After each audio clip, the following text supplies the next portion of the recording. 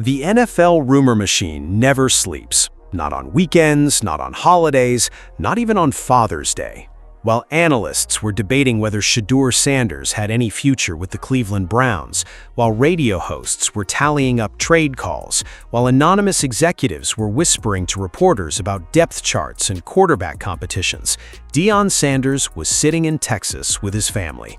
No press conference, no emergency Instagram Live, no carefully worded statement from a publicist, just a father, his kids, and a camera. And what he did next told the entire football world exactly where he stands, without raising his voice once. On June 15, 2026, Coach Prime posted a video that had nothing to do with football on the surface.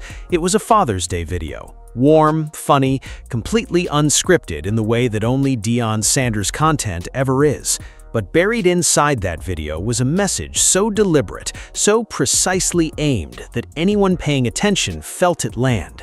He ranked his children, out loud, on camera, in order, and without a single second of hesitation, he looked straight into that lens and said, "Shadur is number one." Not because of football, not because of draft positioning or trade value or quarterback ratings, because during one of the most turbulent stretches of his son's early NFL career, Shedeur Sanders picked up the phone and called his father. That was it. That was the whole criteria. And somehow, that simple fact said more about who Shedeur Sanders actually is than any statistic the media had been throwing around for weeks. This is the story that the numbers don't tell. This is the part of the Shedeur Sanders narrative that gets buried under QBR charts and trade speculation and analyst hot takes. And if you've been following this situation closely, you already know that the people closest to this family have been quietly painting a completely different picture than the one being broadcast on sports radio. So let's go through all of it. The Father's Day video, the trade rumors, the bust label, the $17.7 million record that nobody wants to bring up, the health struggles that the public never fully saw. All of it. Because the full picture is a lot more complicated and a lot more compelling than fifth-round pick, 18.9 QBR, possible trade candidate. Let's start with the specifics of that Father's Day video, because the details matter here. Deion didn't just say Shadur was his favorite. He didn't offer some vague, feel-good declaration about loving all his kids equally. He did something far more pointed than that. He ranked them publicly, by name, based entirely on who had texted, called, and checked in on him that day. And he did it with the kind of casual, laughing energy that made it clear he wasn't trying to start anything. He was just telling the truth the way he always does. Shadur, number one, Deandra, number two, Bucky, who was apparently standing right there behind the camera, number three. Then came the pause. "Bossy, ain't heard from you," he said. And then, "Shiloh, I ain't heard from you." That's 4 and 5. Just like that, no dramatic music, no long build-up, just a father publicly noting in front of the entire internet that two of his kids hadn't reached out, and one of those kids was Shiloh. Now stop right there, because that detail is important. This is the same Shedeur Sanders who, just weeks before Father's Day, had gone on social media and made a remark about Mary Kay Cabot that ignited a national conversation. 4 words, a comment about making a sandwich that pulled the entire Sanders family into a media scandal that had nothing to do with football. The fallout was immediate, loud, and uncomfortable, and right in the middle of all that noise, on the one day that was supposed to be about family and nothing else, Shiloh didn't call, didn't text, didn't check in. Shadur did. Shadur, who was in the middle of a quarterback competition. Shadur, whose name was being thrown around in trade rumors across every major NFL platform. Shadur, who was dealing with an offseason that would have rattled most young players into either a public meltdown or a total media blackout. He still picked up the phone and called his father on Father's Day. Coach Prime noticed, and he made sure the world noticed too. "I don't love them the same," Deion continued, and that line hit differently than it might sound on the surface. He wasn't saying he loves any of his children less. He was saying something far more nuanced than that. He was saying that love, real love, the kind that means something, is demonstrated by action. by deeds, by the small, consistent choices people make when nobody's forcing them to make them. And in that week, in that specific moment, the child who demonstrated it was Shadur, the one everybody was busy writing off. That's the thing that gets lost in all the trade noise. The public version of Shedeur Sanders is a quarterback with a questionable QBR, a rocky rookie season, and a famous father who may or may not have complicated his NFL draft positioning. That's the story being told on sports radio.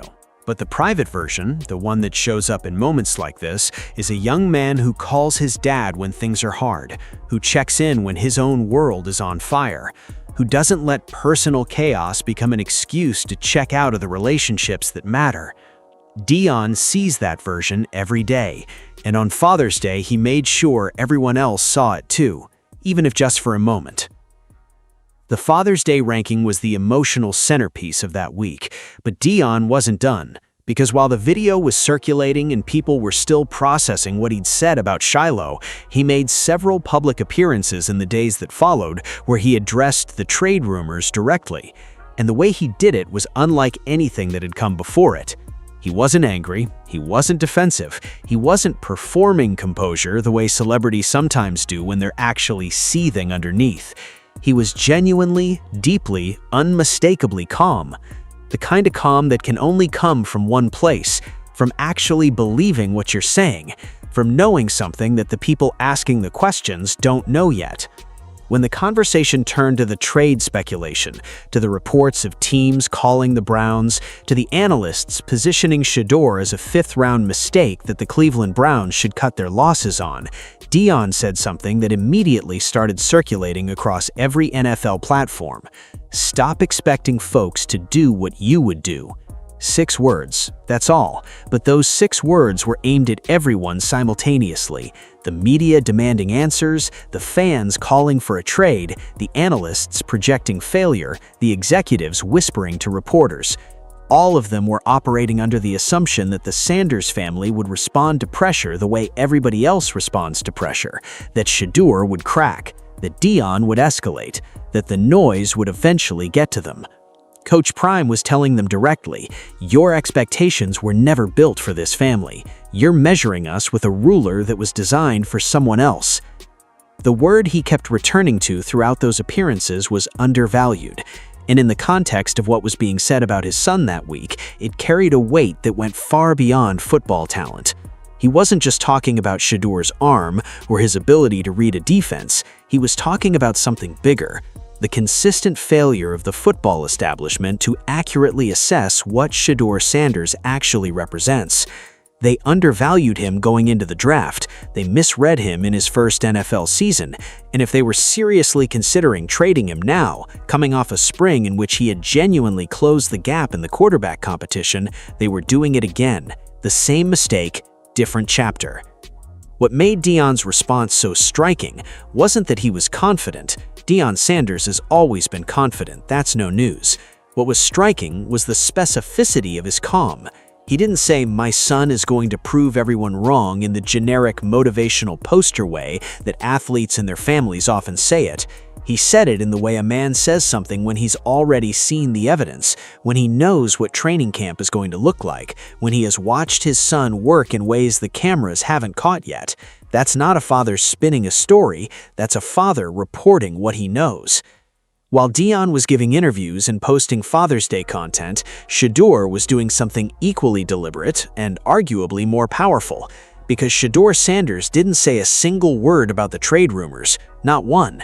He didn't ask the Browns for clarification through his representatives. He didn't post a cryptic caption. He didn't go on a podcast and carefully navigate questions about his future.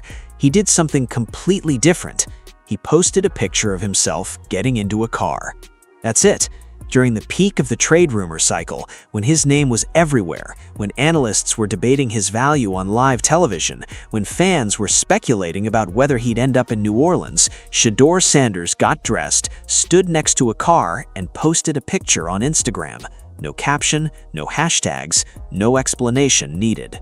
Because the image itself was the statement, and anyone with 2.7 million followers watching in real time understood exactly what was being communicated. This isn't something I'm losing sleep over. This isn't a situation that's taking me off my game. I know exactly where this is going, and none of what you're saying out there changes what I already know about myself." The reaction across NFL fan communities was immediate and almost unanimous. Comment sections, Reddit threads, fan forums, everyone was reading the same message. This kid is locked in. This kid doesn't crack under pressure. This kid is exactly who his father keeps saying he is when nobody wants to believe it. And that matters, not just as a personality trait, but as a football indicator. Quarterbacks who lose the mental battle before training camp even begins tend to play like it once the pads go on. Quarterbacks who post car pictures during trade rumor cycles tend to play with the kind of freedom that comes from genuinely not being rattled. Shedeur Sanders has been demonstrating that psychological profile consistently since the moment he fell to the 5th round. Every time the noise has gotten louder, he's gotten quieter. Not absent, quieter. There's a difference. Quiet means you're still there, still focused, still doing the work. It just means you've stopped letting other people's panic become your panic. And that quality, that specific quality, is something Deion has been talking about all offseason. His son was designed for this. Not built for the easy path, designed for exactly this. Now, let's address what happened with the media analysis that week, because it went to a place that was difficult to hear for anyone who had been following this story honestly. An NFL media analyst, not a scout, not a general manager, not someone with direct access to what happens in the Browns' practice facilities, looked at Shedeur's 2025 numbers and used a specific word, a word that carries more weight in professional football than almost any other single word in the sport: bust. He didn't qualify it. He didn't present the argument with nuance or acknowledge the context of Shedeur's rookie situation. He just said it. Shedeur Sanders is a bust. And he said it in the context of the trade rumors, in the context of the Saints being mentioned as a possible destination, in the context of a week where everything negative that could be said about Shedeur was being said simultaneously. The word landed hard, and it was designed to. Here's what the analyst was working with: the 18.9 QBR from Shedeur's 2025 season, which placed it among the worst quarterback ratings in the last 2 decades. The Daniel Kelly breakdown that had been circulating earlier in the week, which was historically unflattering in its assessment of the tape. The trade speculation itself, which, when enough credible reporters are writing about it, starts to function as its own evidence. If teams are calling about a 5th-round quarterback who hasn't won a starting job yet, the logic goes, maybe the teams know something that fans don't want to admit. That's the narrative. That's what the bust crowd is working with. And on the surface, if you only look at the numbers that are being cited, it holds together well enough to fill a segment on sports radio. But here's the number that never gets mentioned. Not once. Not by the analysts calling him a bust, not by the radio hosts tallying trade calls, not by the writers filing pieces about Cleveland moving on from the Shedeur Sanders experiment. In his rookie season, before his name appeared on a starting depth chart, before he had participated in a single first-team practice rep, before he had done anything on an NFL field to justify the attention, Shedeur Sanders generated $17.7 million in NFLPA group licensing revenue. Let that sit for a second. $17.7 million in licensing revenue as a 5th-round pick ranked 7th on his own team's depth chart. More than Tom Brady ever generated from licensing in any single point in his career, more than Patrick Mahomes, more than Josh Allen, more than any quarterback in NFL history at any position on any depth chart had ever produced from licensing before. The market, not the scouts, not the analysts, not the people with clipboards grading arm angles and pocket movement. The actual market, made up of real fans spending real money on real merchandise, had already rendered its verdict on Shedeur Sanders before he threw a single meaningful pass in the NFL. You can debate QBR, you can debate pocket presence, you can debate whether the coaching situation around him was designed for his success or set up in a way that made failure more likely. Those are legitimate football conversations. But you cannot look at $17.7 million in licensing revenue as a fifth-round rookie and call the player a bust with a straight face. The market doesn't produce those numbers for busts. The market produced those numbers for phenomena. And there's a significant difference between the two, even if the football establishment hasn't fully processed it yet. This is what Deion means when he says undervalued. Not just undervalued on the field, not just undervalued in the most literal, measurable financial sense of the word.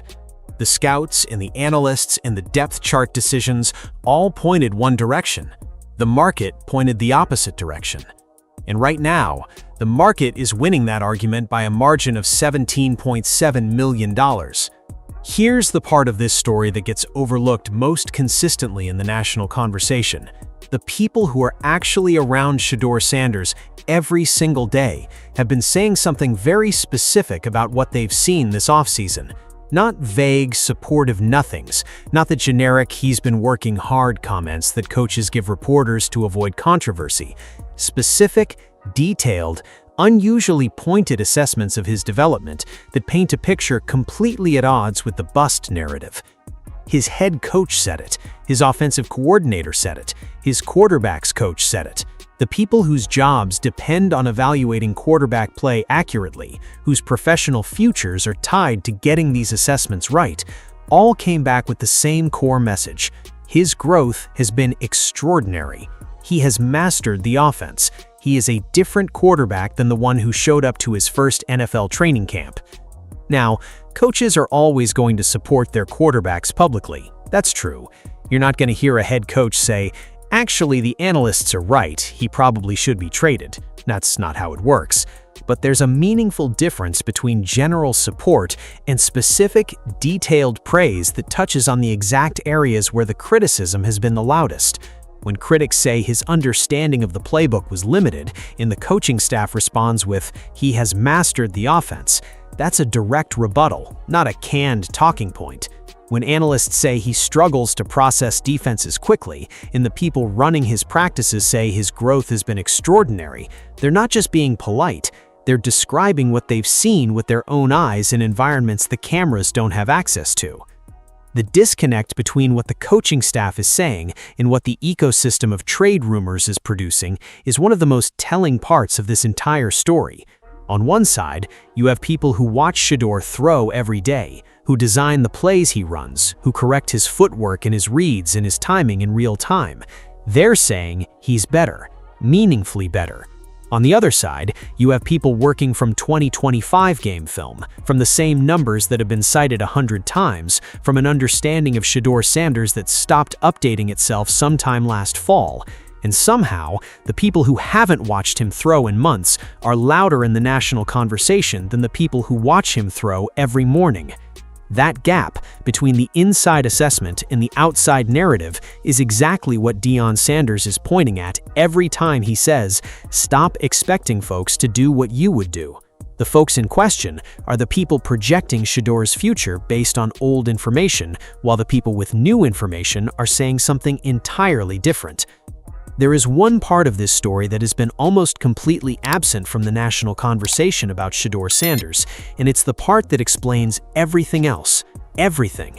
Every comment Deion has made this offseason, every carefully worded Instagram post, every measured, controlled response to trade rumors that could have easily provoked something much louder and much messier.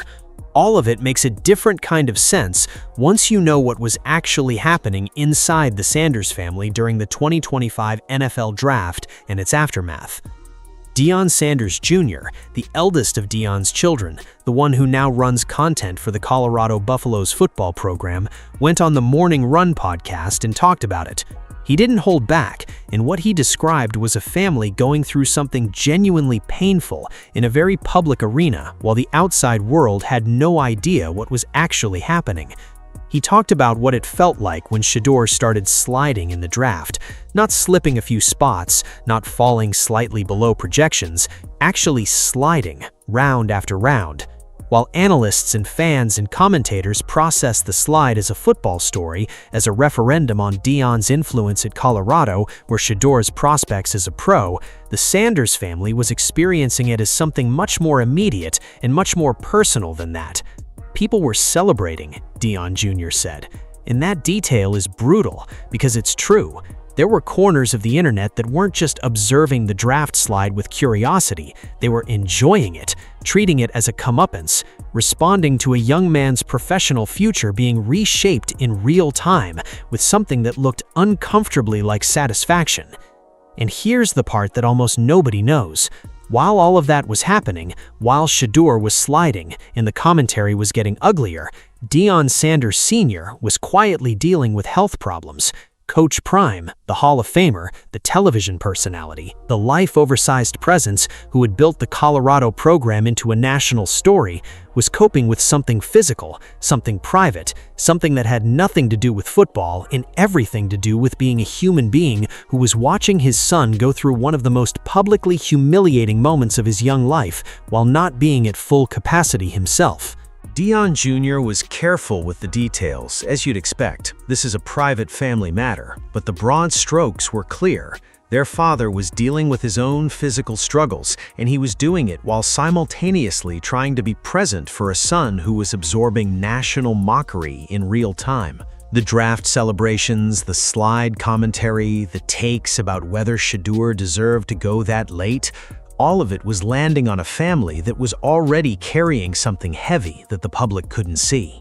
When you know that, the entire offseason reads differently. Every time Deion has been composed during a moment that could have produced anger, every time he's answered a trade question with quiet certainty rather than defensiveness, every time he's returned to "he consistently succeeds" when the rest of the world was saying the opposite, that's not Coach Prime performing confidence for the cameras.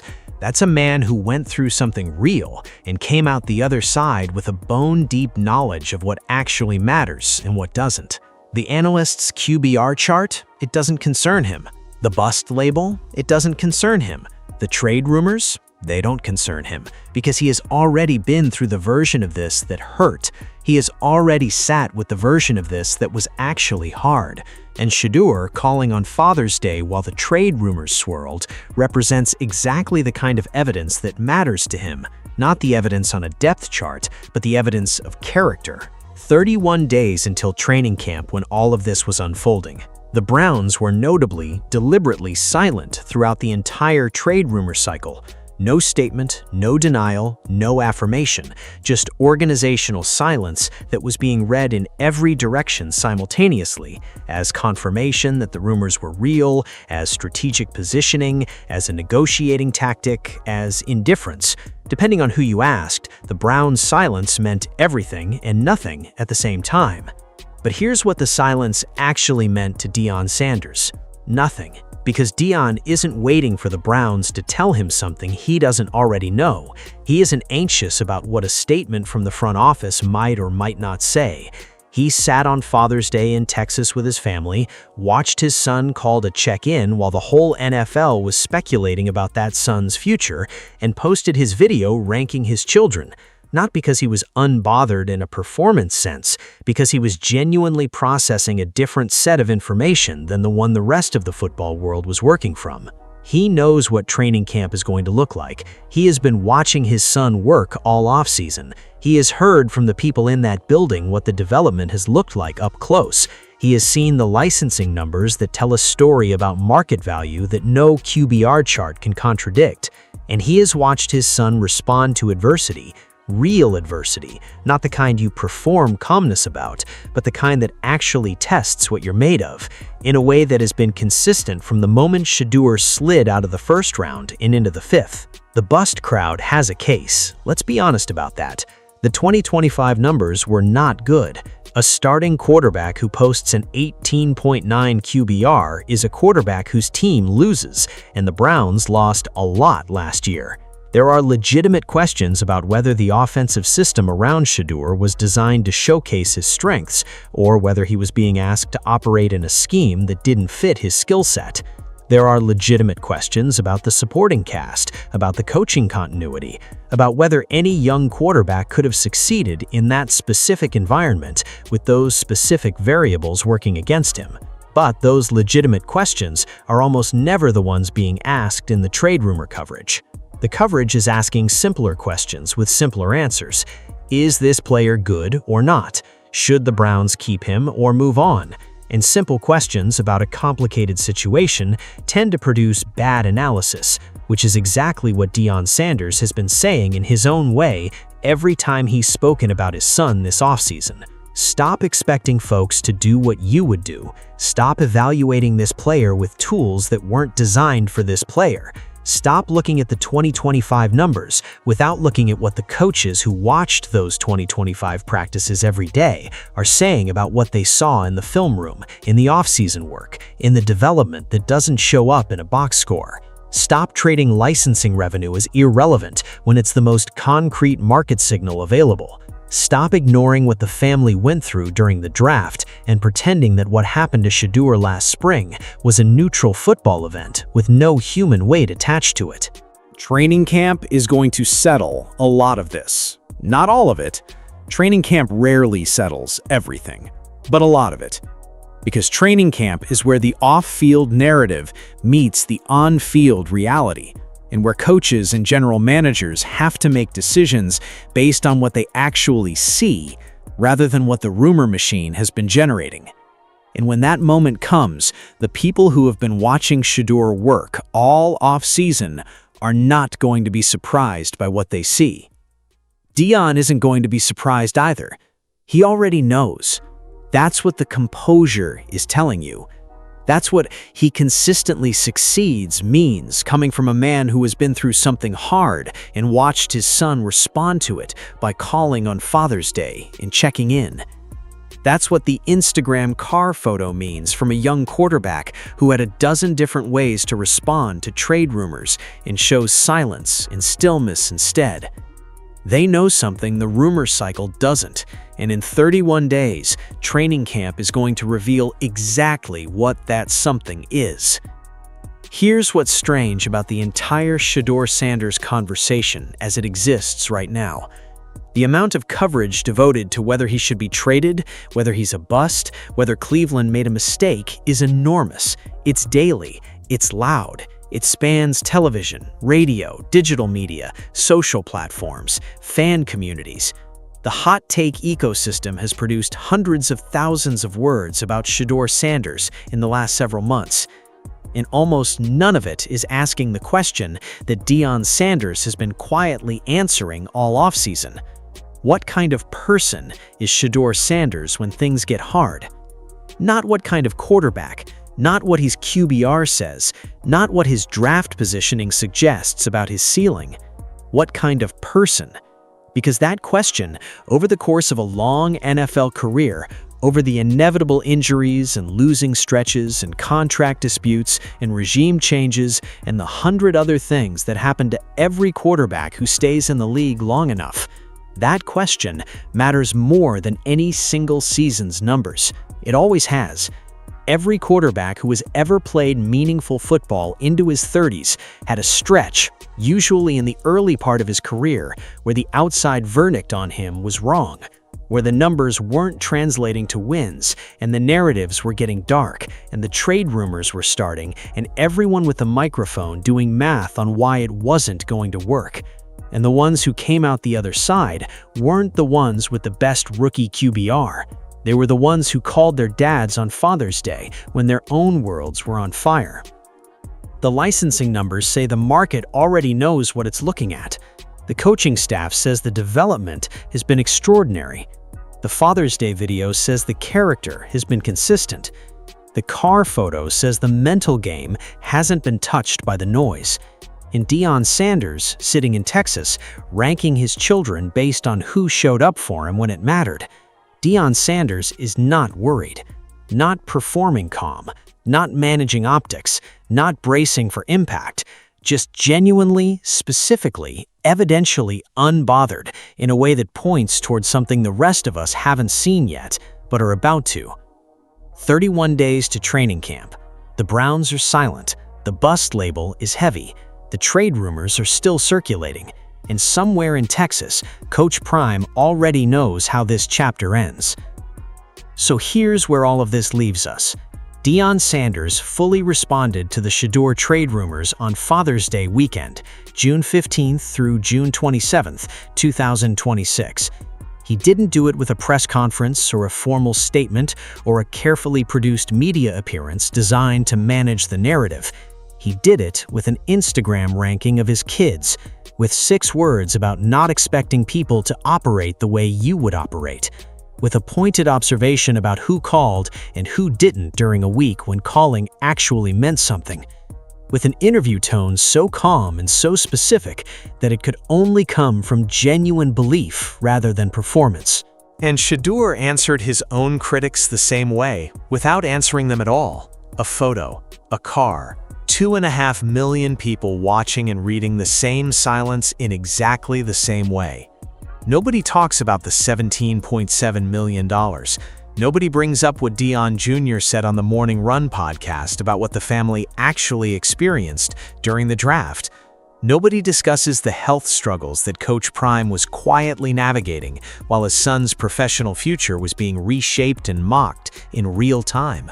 Nobody looks at the coaching staff's assessments and asks why the people with the most current information are saying something completely different from the people with the loudest platforms. But all of that context exists. All of that weight is behind every comment Deion has made this offseason. And all of it points toward a father who has watched his son go through something genuinely hard, come through it with his character intact, and emerge into an offseason where the development has been real and the growth has been documented by the people who are in the best position to evaluate it.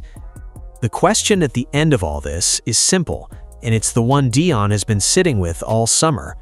Does his composure mean he knows something the rest of us don't?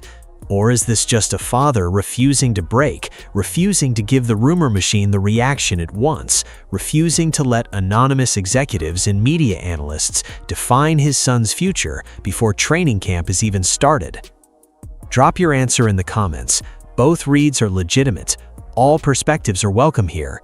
The story isn't finished. It's about to enter its most important chapter. Training camp starts in 31 days, and when it does, a lot of things that are currently being debated are going to start becoming a lot clearer. See you on July 28th. This script is created for informational and entertainment purposes. All quotes, social media references, and statements cited are drawn from verified, publicly accessible sports journalism between May 2025 and June 2026.